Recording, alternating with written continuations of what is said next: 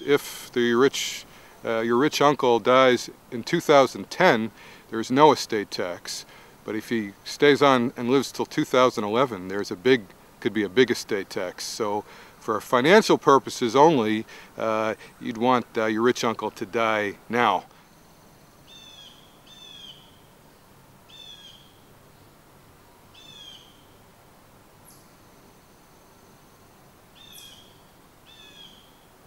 So the story of the Ig Nobel begins in 2000, the first year of the millennium, and for me it began when I saw an article in the New York Times which said that in New York City hospitals there were 50% more deaths in the first week of 2000 compared to the last week of 1999. And the article suggested that this might be because lots of people held on to see what the new millennium, to see what 2000 would be like.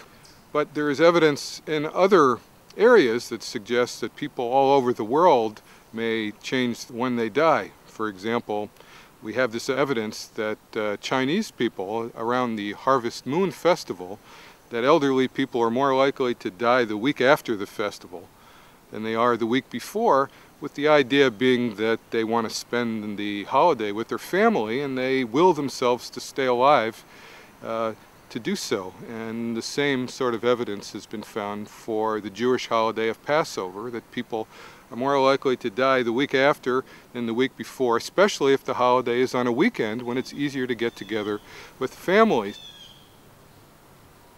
We have evidence from lots of cultures that people can will themselves to stay alive, although not for money.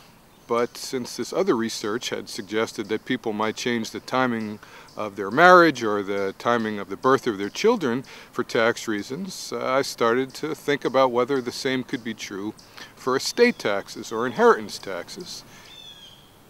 Estate taxes in the United States are taxes that are due upon the death of a wealthy person, and they can be quite high for a very wealthy person. At the time of the study, the tax rate was over 50%. And so a very rich person might have a big estate tax duty when they die.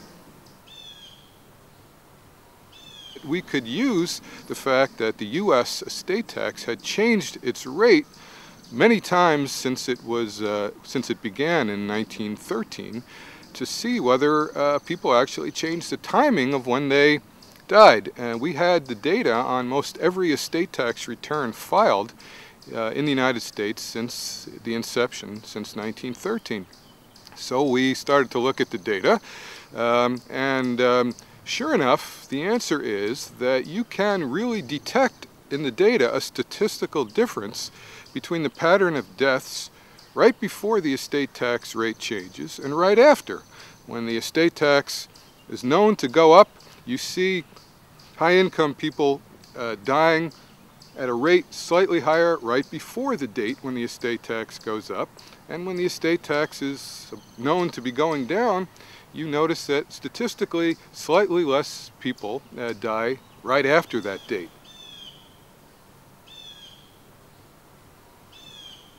Does it mean that we human beings are victims of our measurements of our governments? Well, we know from a lot of evidence that what governments do can affect people's behavior. Sometimes there are taxes that are put on purposely to affect our behavior, like cigarette taxes or alcohol taxes. And sometimes the effects are inadvertent and unintended. And I think that would certainly be true in this case. What does it say about us, Homo economicus? Are we so greedy and interested in money?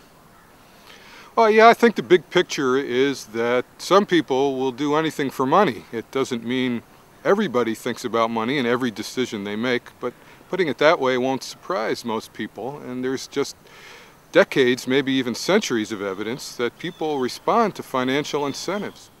Well, will I be one of those people that is thinking about the estate tax when it's my time to pass away? Probably not. When I'm 90 and ailing, I don't think I want my children to be looking at their checkbooks when they're deciding whether or not to pull the plug, nor do I want to be thinking about that.